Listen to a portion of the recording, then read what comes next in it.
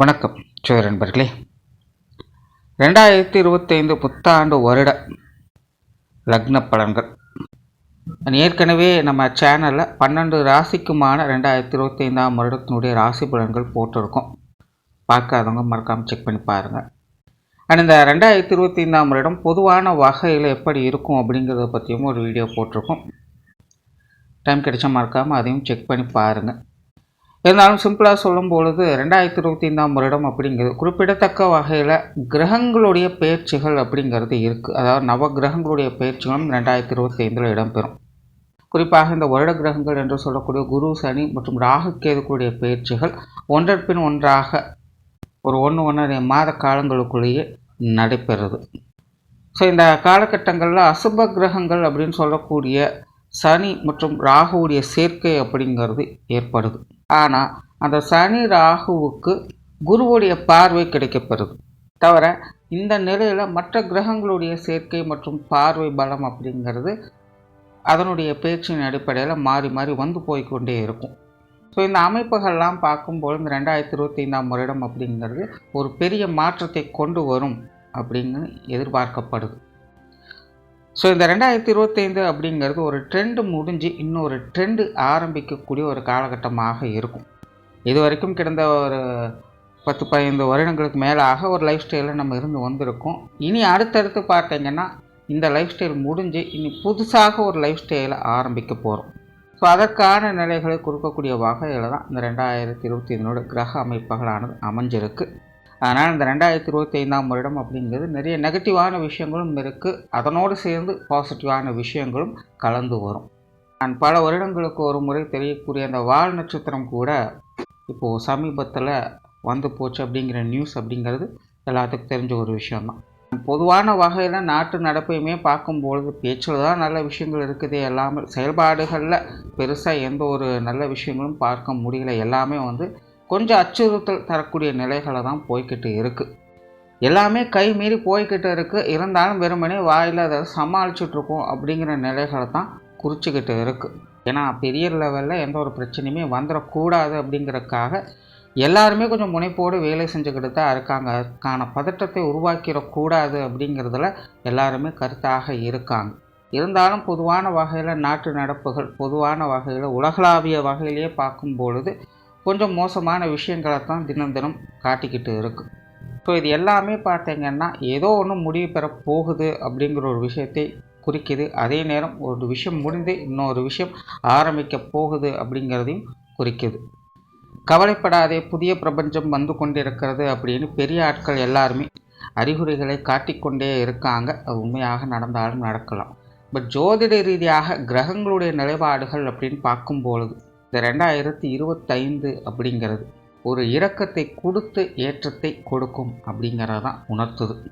ஆனால் இது எல்லா விஷயங்களுக்குமே முழுமையாக பொருந்தும். அதாவது இது ஒவ்வொருத்தருக்குமே ஒவ்வொரு விதமான விஷயங்களில் மிகப்பெரிய ஒரு மாற்றத்தை கொண்டு வரும். அது என்ன மாதிரியான மாற்றங்கள் அப்படிங்கிறது ஜோதிடத்தில் இந்த ராசி விஷயங்களையும் லக்ன விஷயங்களையும் பார்க்க முடியும். ராசி ரீதியாக ஒவ்வொரு ராசிக்கும் அது என்ன மாதிரியான மாற்றங்களை ஏற்படுத்தும், அதே லக்னம் அப்படிங்கும்போது லக்ன ரீதியாக என்ன மாதிரியான மாற்றங்களை ஏற்படுத்தும் அப்படிங்கிறத நம்ம தெரிஞ்சுக்கலாம். அந்த வகையில் இந்த 2025 உங்களுடைய லக்னங்களுக்கு என்ன மாதிரியான மாற்றங்கள் இருக்கும் அப்படிங்கிறத பற்றி தான் இந்த பதிவில் நம்ம பார்க்க போகிறோம்.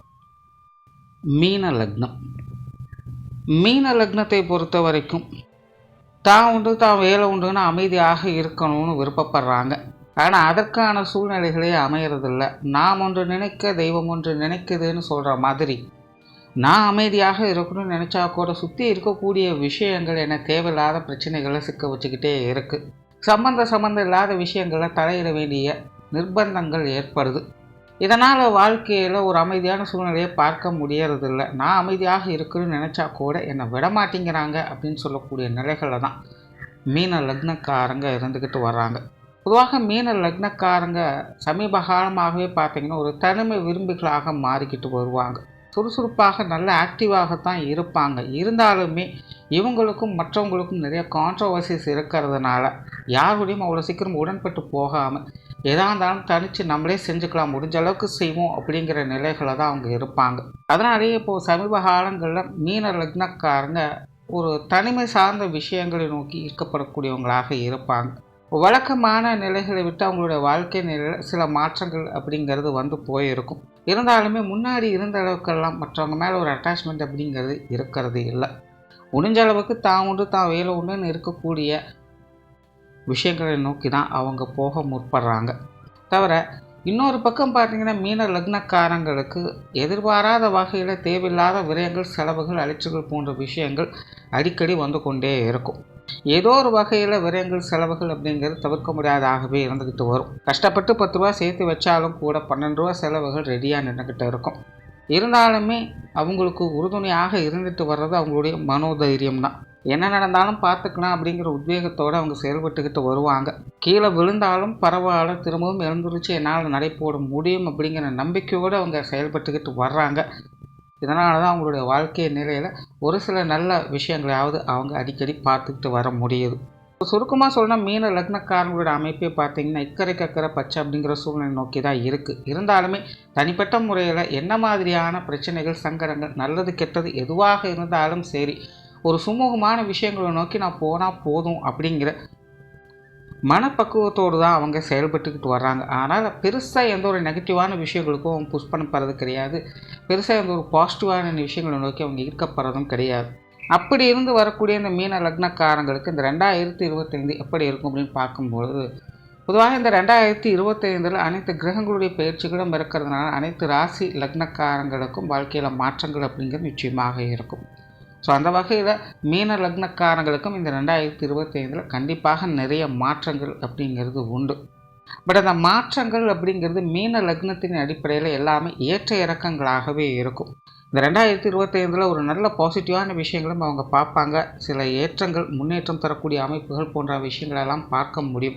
அதே நேரம் வாழ்க்கையில் அவங்க சில பிரச்சனைகள், சங்கடங்கள் அப்படிங்கிறதையும் அவங்க பார்க்க முடியும். மன சந்தோஷம் தரக்கூடிய விஷயங்கள் என்பதும் உண்டு, மன வேதனை தரக்கூடிய விஷயங்கள் என்பதும் அவங்களுக்கு உண்டு. காரணம் என்னென்னா, சுப கிரகங்களுடைய அனுகிரகம் மீன லக்னத்துக்கு முழுமையாக வேலை செய்து, அசுப கிரகங்களுடைய அனுகிரகம் அப்படிங்கிறதும் லக்னத்தின் அடிப்படையில் முழுமையாக அது வேலை செஞ்சுட்டு இருக்குது. ஸோ 2 கிரகங்களுடைய வலிமையும் ஒரு சேர செயல்பட்டுக்கிட்டு இருக்குது மீன லக்னம். ஆனால் 2025 பொறுத்த வரைக்கும் முழுவதுமாக ஒரு பாசிட்டிவான விஷயங்களும் எதிர்பார்க்க முடியாது. அதுக்காக முழுவதுமாக ஒரு நெகட்டிவான விஷயங்களும் எதிர்பார்க்க முடியாது. தனிப்பட்ட முறையில் எல்லா விஷயங்கள், காரியங்களுமே கொஞ்சம் சிரமங்கள், அலைச்சல்கள் எல்லாமே இருக்கத்தான் செய்யும். இருந்தாலுமே தங்களுடைய திறமையால் அதை வெற்றி கொள்ளக்கூடிய உத்வேகமும் பலமும் அவங்களுக்கு இயற்கையாகவே உண்டு. குறிப்பாக மீன லக்னக்காரங்களாம் தொலைநோக்கு சிந்தனையோடு செயல்பட ஆரம்பிப்பாங்க. ஒரு இன்ட்யூஷன் பவர்னு சொல்லக்கூடிய வகையில் வருமுன் காப்போம் அப்படிங்கிற அடிப்படையில் எல்லாத்துலேயுமே முன்கூட்டியே யோசித்து ஆலோசித்து அதை செயல்பட முற்படுவாங்க. எதிர்காலம் குறித்து பல திட்டங்களை தீட்டி வகுத்து அதை செயல்பட முற்பட்டு வருவாங்க. காரியங்களில் தெளிவுகள் இருக்கும், சுறுசுறுப்பாக செயல்பட செய்வாங்க. பட் அதே நேரம் அலைச்சல்கள், டென்ஷன்கள் ஓவராக இருக்கிறதுனால அடிக்கடி உடல்நல உபாதைகள் அப்படிங்கிறது வந்து போகும். ஏற்கனவே மீன லக்னக்காரங்களுக்கு இந்த உணவு சார்ந்த விஷயங்களில் ஆர்வம் அதிகரித்து இருக்கும். சமீப காலத்தில் இந்த உணவு சம்பந்தப்பட்ட விஷயங்களில் பிடிப்புகள் ஏற்பட்டு அளவு கடந்த ஆர்வத்தை காட்டி வருவாங்க. ஸோ அதன் காரணமாக உடல்நலம் சார்ந்த பிரச்சனைகள் கொஞ்சம் இருந்துக்கிட்டு தான் இருக்கும். நார்மலாகவே மீன லக்னக்காரங்களுக்கு மருத்துவ விலைகள் அப்படிங்கிறது ஏதாவது ஒரு வகையில் தவிர்க்க முடியாததாகத்தான் இருந்துக்கிட்டு இருக்கும். பட் அந்த மாதிரியான தொந்தரவுகள்லாம் பார்த்திங்கன்னா 2025 ஒரு பாதிக்கு பாதி குறைந்து காணப்படும். ஸோ ஹெல்த் கேர் அப்படிங்கிறது கொஞ்சம் தேவைப்படக்கூடிய ஒரு வருடமாகத்தான் இருக்குது. பெரும்பாலும் மீன லக்னத்தை பொறுத்த வரைக்கும் இந்த 2025 காரியத்தில் கருத்தாக இருக்கிறதை காட்டிலும் ஓய்வு, அமைதி, நிம்மதி, மகிழ்வு சார்ந்த விஷயங்களில், என்டர்டெயின்மெண்ட், அந்த பொழுதுபோக்கு சார்ந்த விஷயங்களில் தான் அதிக ஈடுபாடுகளை அவங்க காட்டி வருவாங்க.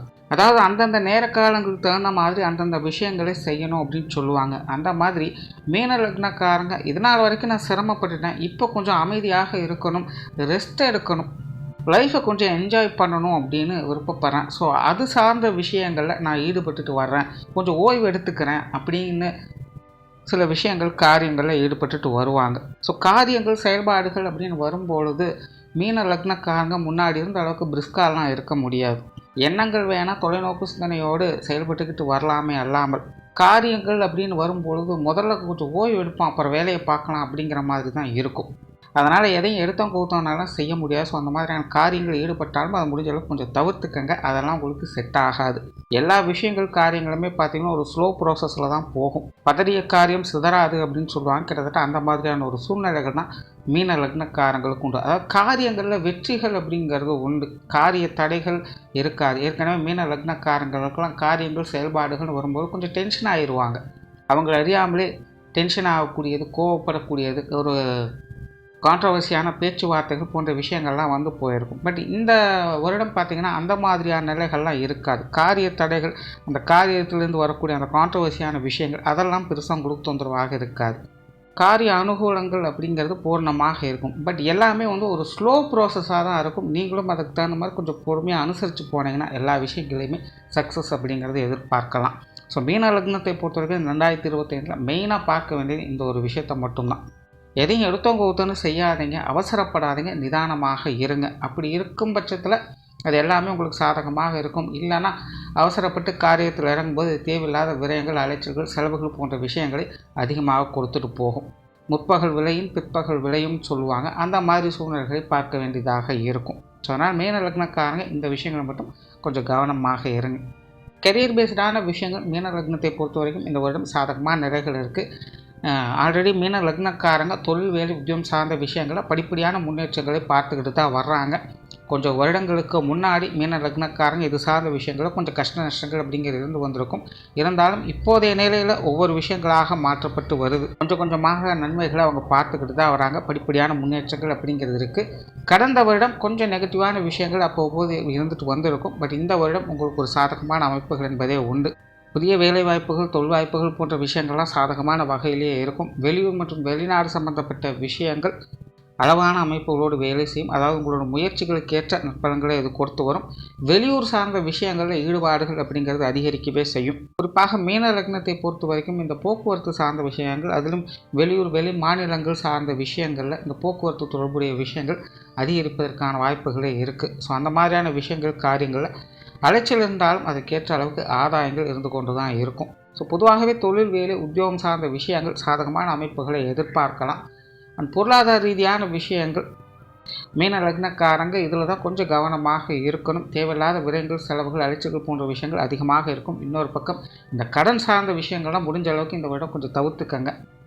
கொடுப்பதானாலும் சரி, வாங்குவதானாலும் சரி, இதெல்லாமே கொஞ்சம் டிஸ்டர்பன்ஸாக தான் இருக்கும். பொதுவாகவே பொருளாதார நிலையில் ஏற்ற இறக்கங்கள் அப்படிங்கிறது அதிகமாக காணப்படக்கூடிய வருடமாக இருக்குது.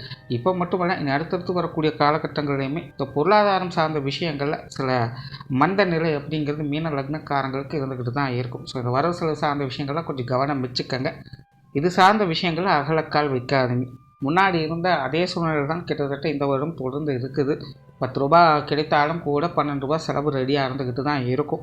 இருந்தாலும் இந்த வருடத்தின் அடிப்படையில் கொஞ்சம் கூடுதல் கவனத்தோடு செயல்பட வேண்டியதாகவும் இருக்கும். அந்த சொத்து சுகங்கள் மற்றும் வாகன ரீதியான விஷயங்கள் சாதகமான அமைப்புகளை பார்க்க முடியும். குறிப்பாக மீன லக்னக்காரங்களுக்கு ஏதாவது ஒரு வகையில் இந்த சொத்து சுகங்கள், வாகன விஷயங்களில் ஆதாயங்கள், அனுகூலங்கள் போன்ற விஷயங்கள்லாம் கிடைக்கப்பெற்று வருவாங்க. புதிய வீடு, வாகன அனுகூலங்கள் ஏற்படும். இந்த யோக வாய்ப்புகள் போன்ற அமைப்புகள்லாம் இந்த வருடம் உங்களுக்கு உண்டு. நிறைய பேருக்கு இந்த புதிய வீடு வாங்குறது, நிலப்புலன்கள் வாங்குவது, இது போன்ற அமைப்புகள்லாம் சாதகமான நிலைகளில் வேலை செய்யும். அல்லது ஏற்கனவே வாங்கி வைத்த இடங்களில் வீடு கட்டுவது போன்ற நிலைகள்லாம் இந்த வருடம் உங்களுக்கு சிறப்பாகவே செயல்பட்டுக்கிட்டு வரும். ஜென்ரலாக இந்த சொத்து சுகங்கள், வாகன ரீதியான விஷயங்கள் சாதகமான அமைப்புகள் மீன லக்னக்காரங்களுக்கு பூர்ணமாகவே இருக்குது. பூர்வீக சொத்துக்கள் வகையில் கூட சில பிரச்சனைகள், சங்கடங்களை நீங்கள் பார்த்துட்டு வருவீங்க. அது எல்லாம் கூட உங்களுக்கு கொஞ்சம் கொஞ்சமாக ஒரு சாதகமான நிலைகளுக்கு மாறி வர ஆரம்பிக்கும். குடும்ப விஷயங்கள், காரியங்கள் சமாளிக்கக்கூடிய நிலைகள் இருக்குது. பொதுவாகவே கும்ப லக்னத்தை பொறுத்த வரைக்கும் இது வருடத்தின் முதற் பகுதிகள், ஆரம்ப பகுதிகள் எல்லாமே பார்த்திங்கன்னா குடும்ப விஷயங்கள், காரியங்கள் ஒரு சுமூகமான நிலையை நோக்கி போகும். வருடத்தின் பிற்பகுதியில் பார்த்திங்கன்னா குடும்ப விஷயங்கள், காரியங்கள் கொஞ்சம் கான்ட்ரவர்சியாக இருக்கும். தேவையில்லாத மனஸ்தாபங்கள், சண்டை சச்சரவுகள் போன்ற விஷயங்கள் அவ்வப்போது வந்துட்டு போகும். பட் பெரிய அளவில் நெகட்டிவான விஷயங்கள் எதுவும் இல்லை அப்படிங்கிறதுனால எல்லாமே சமாளிக்கக்கூடிய விஷயங்களாகத்தான் இருக்கும். குடும்ப உறவுகளுக்குள்ள சில மாற்றங்கள் அப்படிங்கிறது வந்து போகும். குறிப்பாக பெற்றோர்கள், உடன்பிறப்புகள் சார்ந்த விஷயங்கள்லாம் பார்த்திங்கன்னா இதற்கு முன்னாடி கொஞ்சம் பட்டுப்படாமலும் இருந்துட்டு வந்திருப்பாங்க. இனி அவங்களுடைய விஷயங்கள், காரியங்கள் எல்லாமே உங்களுக்கு சாதகமான நிலைகளில் வேலை செய்யும். அதுவே கணவன் மனைவி உறவுகள் குழந்தைகள் சார்ந்த விஷயங்கள்லாம் பார்த்திங்கன்னா அனுசரியான நிலைகள் இருந்துட்டு வந்திருக்கும். பட் இனி வரக்கூடிய காலங்களில் பார்த்திங்கன்னா அதெல்லாம் கொஞ்சம் கான்ட்ரவர்சியான நிலைகளில் வேலை செய்யும்.